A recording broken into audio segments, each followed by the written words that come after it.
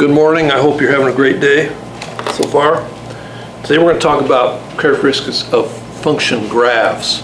When we talk about characteristics of function graphs, we're going to be looking mainly at these four things here. Positive, negative intervals, increasing, decreasing intervals, turning points, and average rate of change. Intervals. Does anybody remember what an interval is? There were two kinds of them. One starts with a F, one starts with an I. Two types of finite and infinite intervals. Thank you, Randy. Yes. And we're going to be working with mainly finite intervals today. And I had you earlier, here's the essential question. What are some of the attributes of a function? How are they related to the function's graph? And here I listed what they are going to be. So we're going to just go over those one at a time. And I had you sketch this graph here. And here you have a graph. And the graph has what is graphed has a limited domain. And what is the domain of this function here?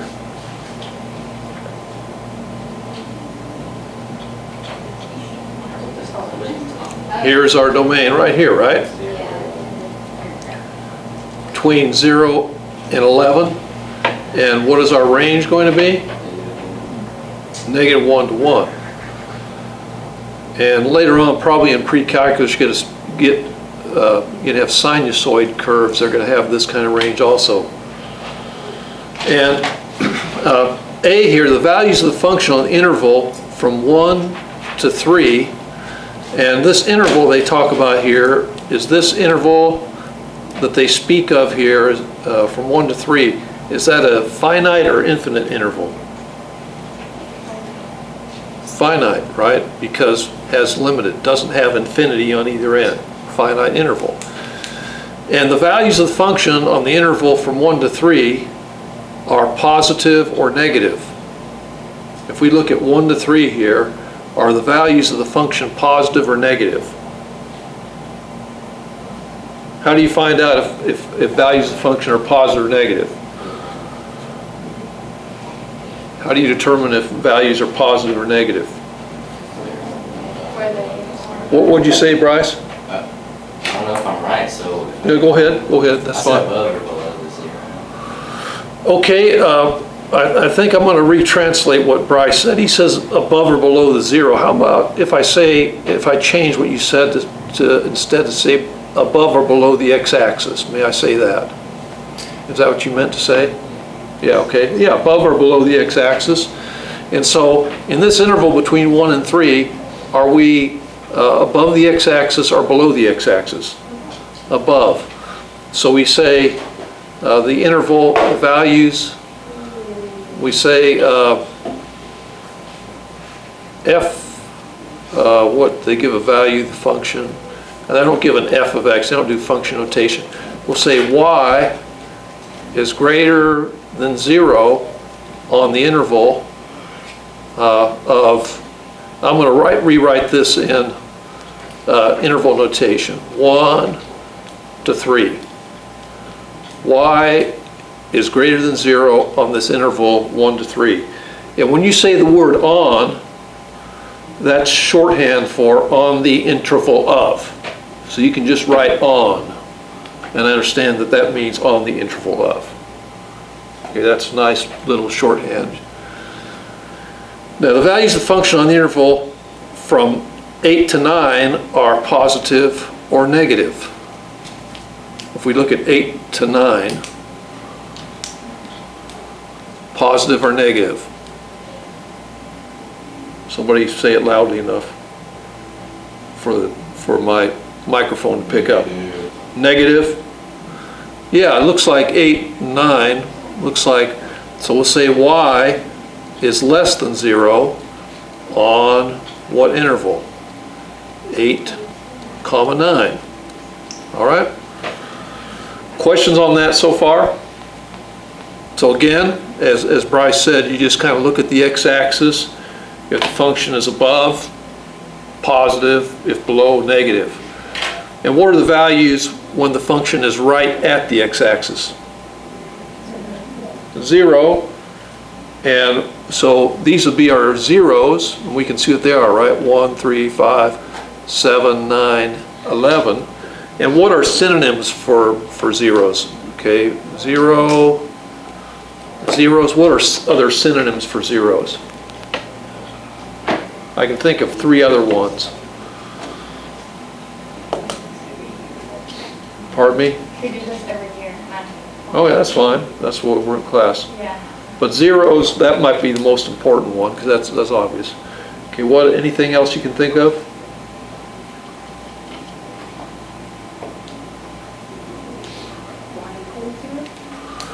Okay, y equals 0 would be the function would be the equation of the x-axis, okay? That's the equation of the x-axis, and that's really a good statement because when y equals 0. So what other names?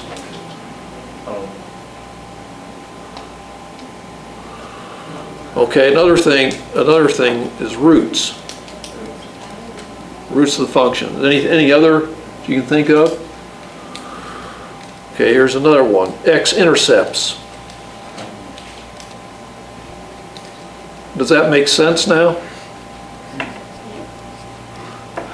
And there's one more that's not exactly synonymous, but very related. It's called solutions. And they become solutions when you have, like Rindy said, if you set this function equal to 0, the solutions will be where the graph of the function touches or crosses the x-axis. Okay, so I'm just where graph touches or crosses x-axis.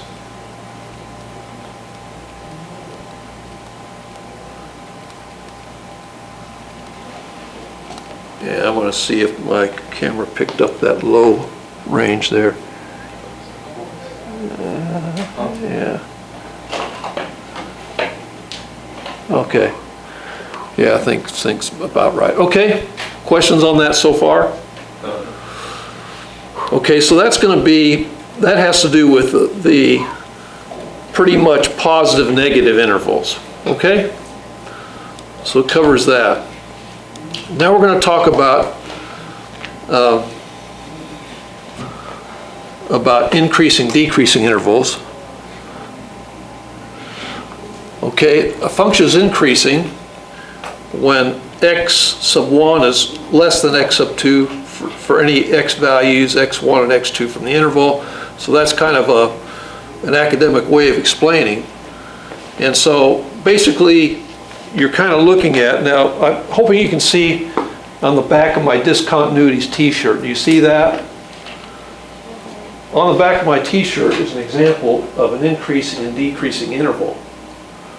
So I don't remember exactly what it looks like, but you can see that the graph is going up for an interval, then going down, and then going up again. Is that what it looks like? Yes. Yeah. And it gives the intervals an interval notation back there.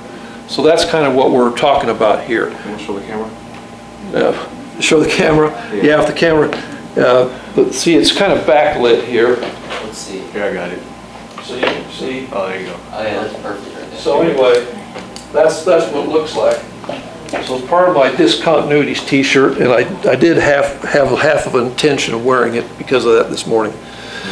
Anyway, given function is the given function here increasing or decreasing on the interval from 2 to 4? How do you evaluate if a function is decreasing or increasing? Which way do you look? Okay, so what you do is you go, okay, I don't know if you saw what Rindy was doing, but Rindy was going like this, pointing this way, right? So yeah, that's right. We evaluate going left to right, and it's just convention. Okay, what did you said something too. What did you say? I said it's slow. Yeah, the slope. Very good. That's what he said. What about the slope? So they'll tell you if it's positive or negative? Yeah, and negative looks like what? Going down. Okay. So therefore, for here, C, the given function is increasing or decreasing on this interval from 2 to 4.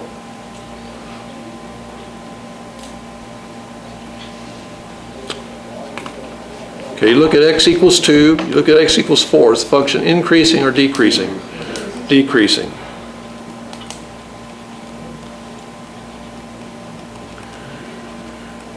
Okay, the given function is increasing or decreasing on interval from 4 to 6. Increasing, right? So increasing.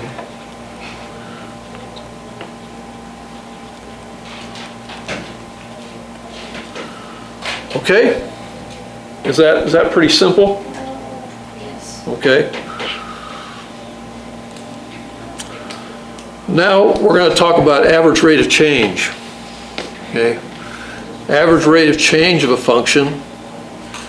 And you might remember, do you remember the average rate of change? Is there anything you've come across in algebra that is synonymous with average rate of change?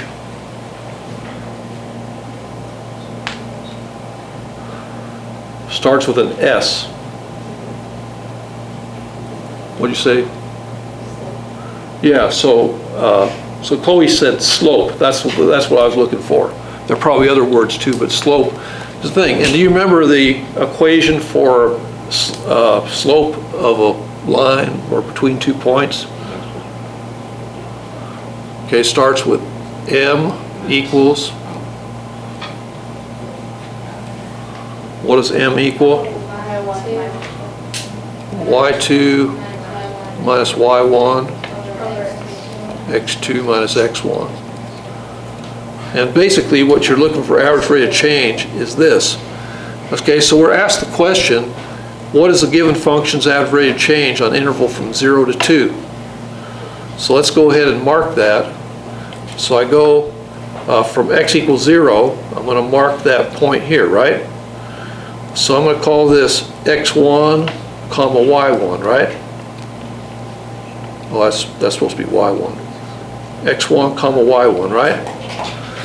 And then from 2, this is going to be x2 comma y2. And so how do we find our, as far as what the numbers are, what's going to be x1 here? 0 and negative 1, right? And up here, what do we have? X value 2, y value 1. So in this case, we have m is equal to, okay, y2 minus y1, right, over x2, right, minus x1. Does that seem right? So what does this simplify to? Equals 1, right? And really you can kind of see that, can't you, that we're going to get from this point to this point, we're going up 2 and over 2. See? 2, 2. So that corroborates, right? So average rate of change. Now, one thing we're going to get into in increasingly as you go into pre-calculus and calculus, we'll say, one way to say this is average rate of change. Now, I'm just introducing this to you now, equals f of b minus f of a over b minus a. Okay, that's if you have the second one is b. If we said b was 2 and a was 0, then it would end up being 2 over 2 equals 1. So that's something that It's sort of introductory for the next year or two. All right, questions on this? Okay. All right, what else? Here we're going to talk about briefly turning points. Okay, turning points, the value of f of x at a point where the function changes from increasing to decreasing is a maximum value. So turning points, if we had a Venn diagram here of turning points,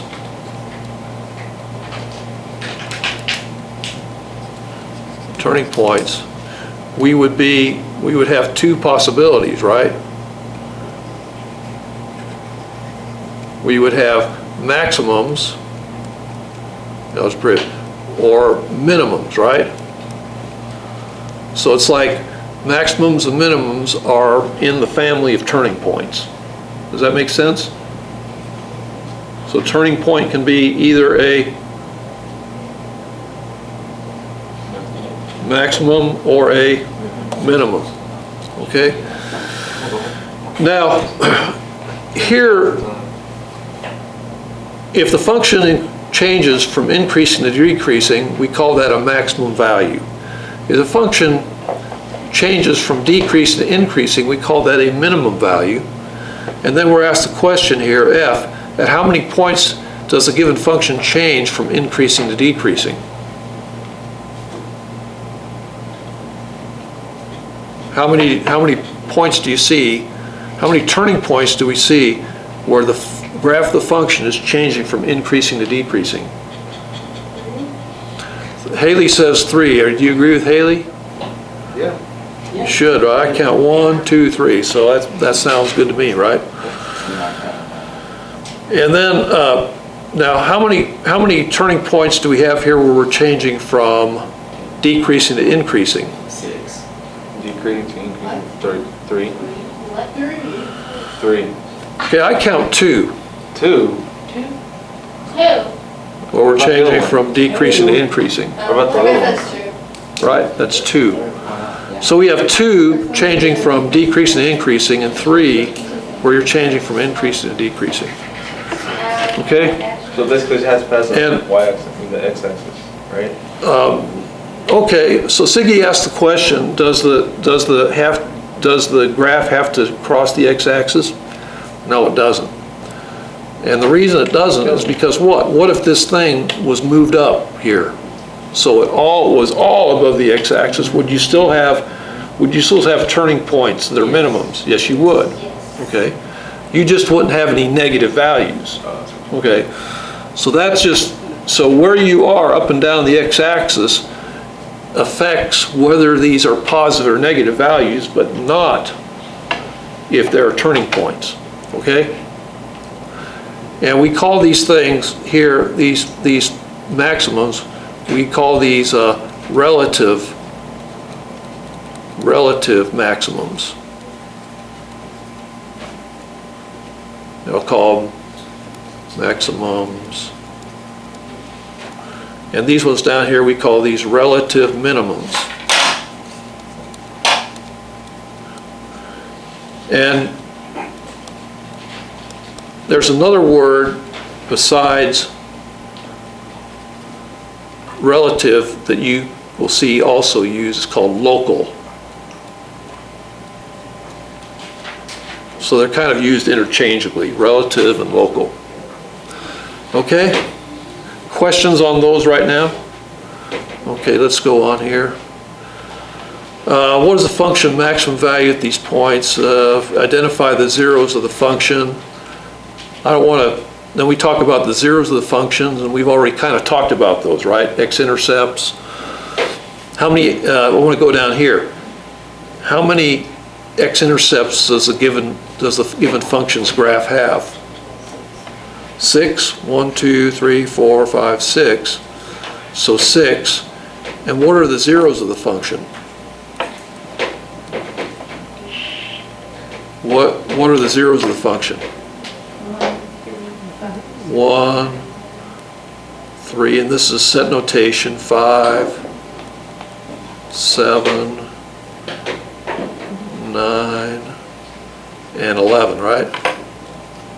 So set notation. And then you can see, how would you write this in interval notation? Okay, it's really weird. Interval notation is like this. 1, union, 3,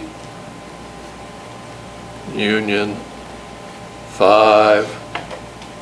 You get the idea, right? That'd be interval notation. Okay. Let's see. Okay, that's all I want to do here. What I want to do is we're going to do some stuff on the calculator right now. And what I have here, do you know how to enter a function in the function editor of your calculator? Okay, I'll show you where that is. And what I did, I see most of you have the 84 version. So I did the emulator here on the calculator. So I want to go ahead and put that here. So we have x cubed. Let me see what the other stuff is. Minus 2x squared minus 5x plus 6. Minus 2x squared.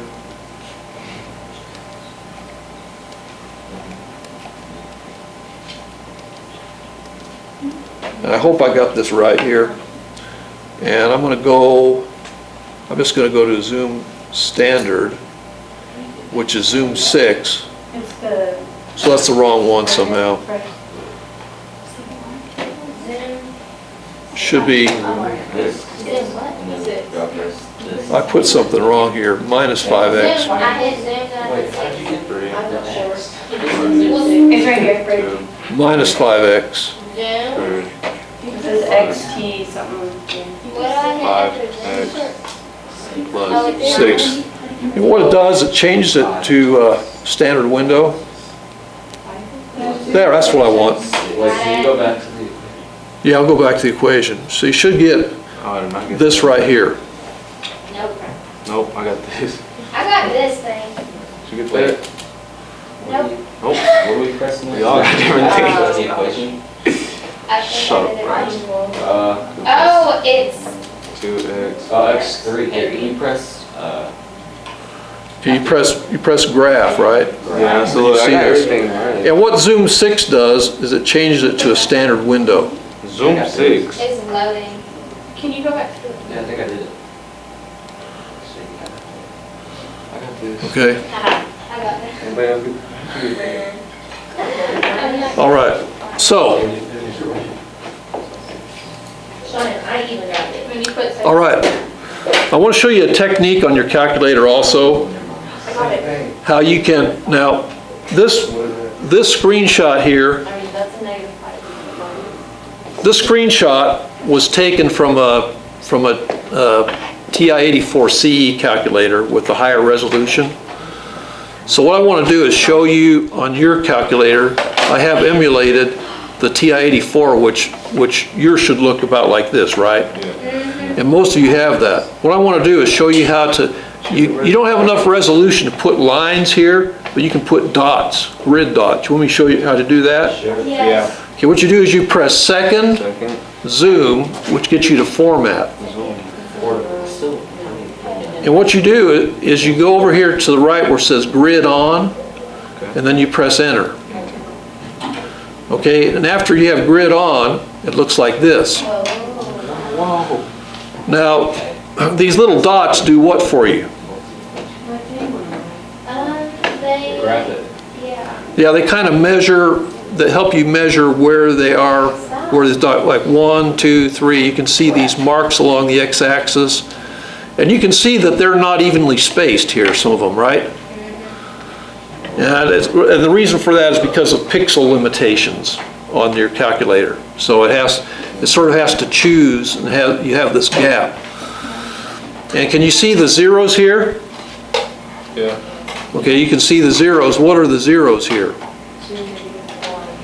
So 2, well, that's negative 2, Negative 2, 1. And 3.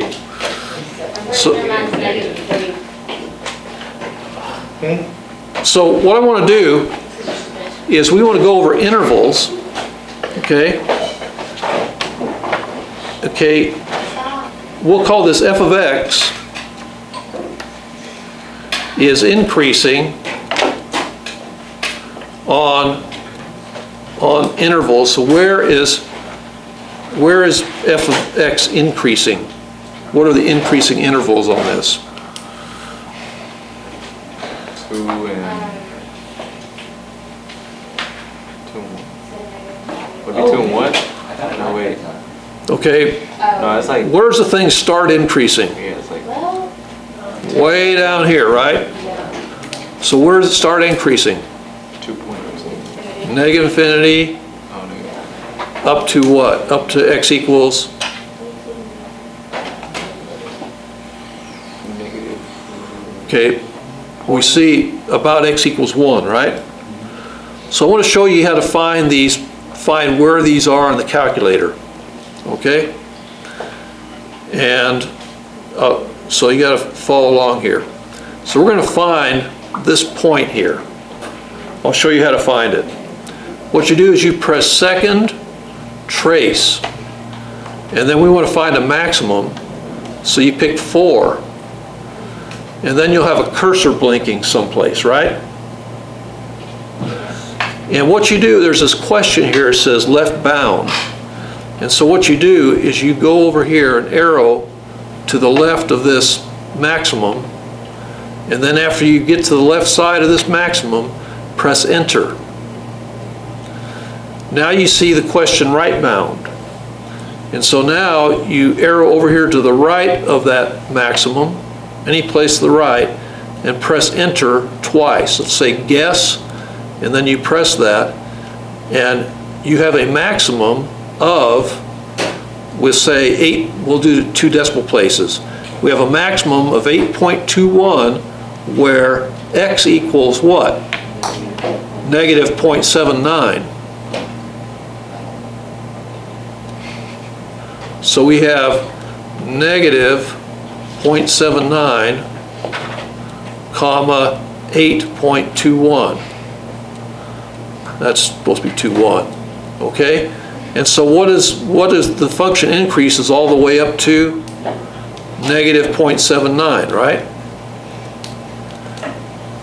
And, or sometimes you'll see a union, where else does this function increase? Well, from here to infinity, right? So we're gonna have some number there, comma, infinity. And how do we find that number? Go back here and go to second, trace, and what do we put this time for a minimum? Trace, what do we press to get a minimum here? 3. So 3, and it says left bound, so we're evaluating this point, this turning point down here, right? So we press enter here, and now the thing says right bound, and we go to the other side of that minimum, and we press enter twice, and we get a minimum value of negative 4.06, where x equals 2.12. So 2.12 negative 4.06. So that's going to be our coordinate pair here, right? And so what number goes here? 2.12. And f of x is decreasing where? From And then that one negative slot. 0.79 to Yeah. 2.12. Okay, so Siggy has told me that we're decreasing from between negative 0.79 and 2.12, right? And so really that's it. And the values of the zeros on this thing, zeros, what are the zeros or roots? Negative 2, 1. X equals negative 2, 1, comma, 3. Okay? So we've identified quite a lot on this thing, right? All right, now, I want to look at, we have this function here, and I don't want to do everything on here, but where is this function increasing? Or let's just do the positive thing. We'll say g of x is greater than 0 where? Where is g of x greater than 0? Here's the function g of x on where is g of x greater than 0? But how do we articulate that? That's what I'm asking.